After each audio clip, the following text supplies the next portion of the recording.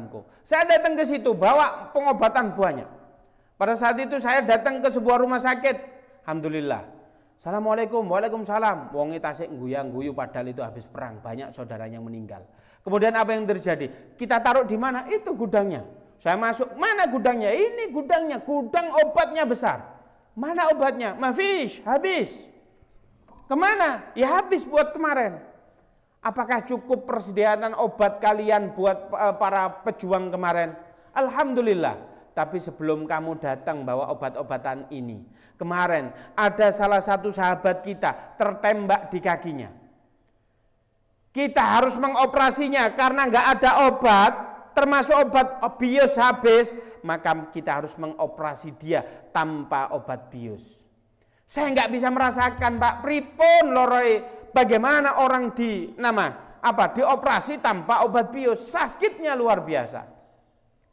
Bahkan saya pagi harinya itu ada seorang nelayan guyon gak karuan padahal 2 hari pasca perang. Saya guyon apa? Assalamualaikum, waalaikumsalam. Gimana kabarnya? Alhamdulillah. Saya tanya, gimana penghasilan kalian? Alhamdulillah. Guyang-guyu gak karuan. Dikit apa, Pak? Ya kadang dikit, kadang Pak. Rata-rata berapa? 50 shekel, 50 shekel. Saya tanya, saya kruskan di HP saya. Di internet itu 50 shekel, zaman itu sudah 200.000. Saya berpikir, uang Palestina itu luweh apik ini ekonominya. Indonesia zaman 2012 tukang tasik 80.000, tukang masih 70.000, kuli 50.000, tapi bangsa Palestina sudah 200.000, itu nelayan kecil. Saya berpikir, oh ekonominya bagus ini. Saya tanya, 50 shekel, 50 shekel itu dapat apa? Beliau menjawab, 3 kilo batatis wa kilo bit. 3 kilo kentang dan 1 kilo telur. Beliau bilang berkata semacam itu. Loh, kamu nggak punya anak? Anak saya 5. Apakah cukup? Saya diketawain, Bu. Diginikan, kafa billah, sing nyukupno iku Allah. Lek aku ya kerja ngene iki. Pasti nggak ada umatnya Nabi Muhammad itu keluar. Digitu kan, Pak? Masya Allah. Itu merupakan tamparan keras lek wong Palestina tawakale dhuwur. Bahkan beliau mengatakan bahwasanya anak saya itu 5-5-nya semua kuliah dan semua hafal Al-Qur'an. Gajine napa? Iso emek bendino iso tuku 3 kentang ambek 1 kilo telur. Masya Allah. Di sana terjadi. Betul duit di sini itu 1.050.000 itu berharga, tapi di sana jauh lebih berharga, Pak. Bahkan nun sewu ada seorang dokter, setiap harinya itu tatkala perang, apa yang terjadi? Dia sibuk tidak pernah mengurusi keluarganya. Karena apa? Banyak orang yang harus ditolong. Tapi tatkala dia mengoperasi, setelah hasil operasi, kemudian dia ke ruangan yang di depan, apa yang terjadi? Istrinya datang ke situ dalam bentuk jenazah. Istri dari dokter itu jenazahnya, istrinya datang. Pak dokter, mohon maaf, ini istri Anda, kami turut belasungkawa. Silakan kau rumat istriku iki, aku tak ngelanjutno berdakwah, yaitu ngobati orang-orang tersebut. Beberapa menit kemudian anaknya tiga-tiganya dikirim jenazahnya meninggal. Beliau tegel kuat, Pak. Tapi yang keempat, apa yang terjadi? Ada bayi mungil, ternyata itu cucu beliau. Beliau sendekul meneteskan air mata. Ya Allah, kenapa yang syahid hanya keluargaku? Kenapa bukan aku?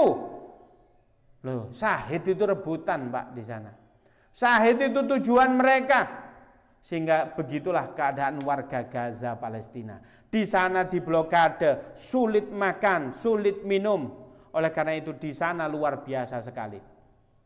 Bahkan, Pak, nun sewu, orang yang ingin berdonasi agar supaya kulo cerita sedikit, ada salah satu jamaah pada saat itu. Nun sewu, kulo berdonasi. Ayo Bapak Ibu sinten mawon sing purun donasi, kulo sanjang ngoten niku.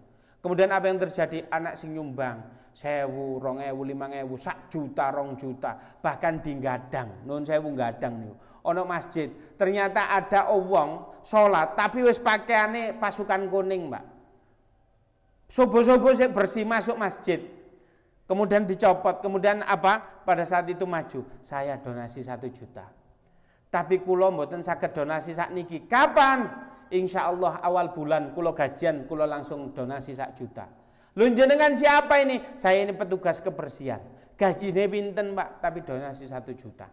Ada seorang ibu-ibu tua, saya ingin pulang dulu, sampean tunggu di sini. Kemudian apa? Ibu-ibu itu pulang. Dinteni sampai jamaah itu rodok sepi, tapi masih ada jamaah. Kemudian ini bukan di daerah Malang, di luar daerah Banten. Kemudian ibu itu membawa 1 kresek. Kemudian saya buka, dibuka oleh teman-teman, dihitung ternyata di dalamnya uang 18.600.000 sekian. Ini uang apa Bu? Iya, ini adalah celengan saya, cita-cita saya itu umroh. Beliau nabung mulai nome biyen Pak. Lah jenengan kenapa enggak umroh? Ini sedikit lagi sudah bisa umroh. Apa jawaban beliau?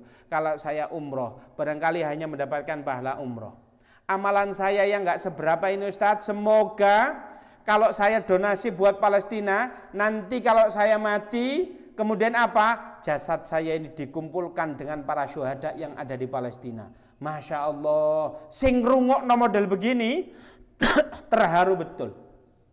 Kemudian ada ulama Palestina pada saat itu membersamai saya, berdiri, kemudian apa? Dikei syal Bu. Kemudian dikei pigora, bertulisan KNRB, difoto. Tatkala difoto pada saat itu salah satu jamaah ternyata salah sajine wartawan Bu. Setelah difoto besoknya di blow up di media. Apa yang terjadi? Besoknya Allah mengganti cash di dunia. Apa yang terjadi? Puluhan orang antri ingin mengumrohkan mbah tersebut. Allah langsung diganti luar biasa. Bahkan kula ndek Singosari ten Garuda.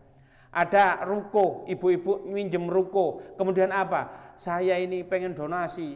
Alhamdulillah terkumpul 800.000. Ada salah satu ibu-ibu nangis, saya pengen donasi Ustadz. Nggih, silahkan. Tapi saya nggak punya duit, ya sudah. Kalau nggak punya duit, sama doakan saja warga Palestina. Enggak, tapi saya ingin donasi. Ya wis ben-ben saja. Ben pun saya belum punya duit, tapi ini cincin nikah saya berikan Palestina. Bu, ini cincin nikah Anda. Nggak apa-apa Ustadz. Niku wong Singosari. Bahkan pada saat itu saya jual, ambek sing tuku emas diregani larang, pulane tak ceritoni model ngene. Kemudian duitnya saya berikan ke warga Palestina. Orang di Bulu Lawang nun sewu niki ngerintip 4 jari ini emas-emasan semua. Bagaimana ibu-ibu ndek mriko kata wong Arab wong Jawa dikumpulno.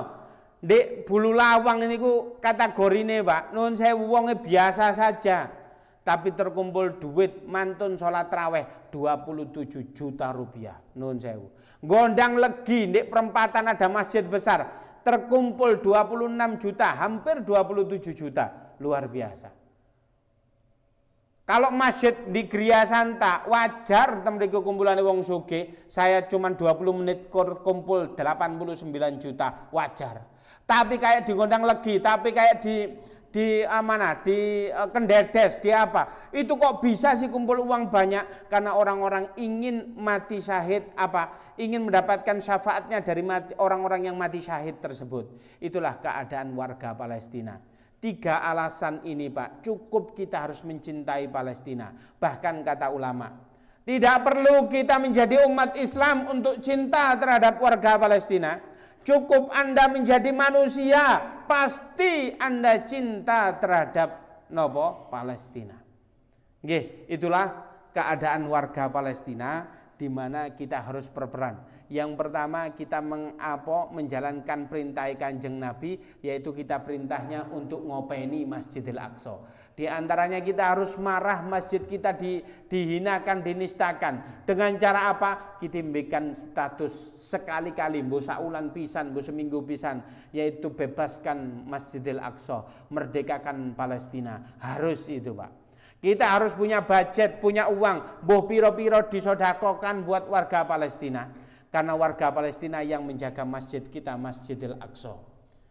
Nah, ini ada 2 video. Video yang 200 hari ini tidak saya tampilkan dahulu. Ini ada video tahun 2012 sampai tahun 2020-an.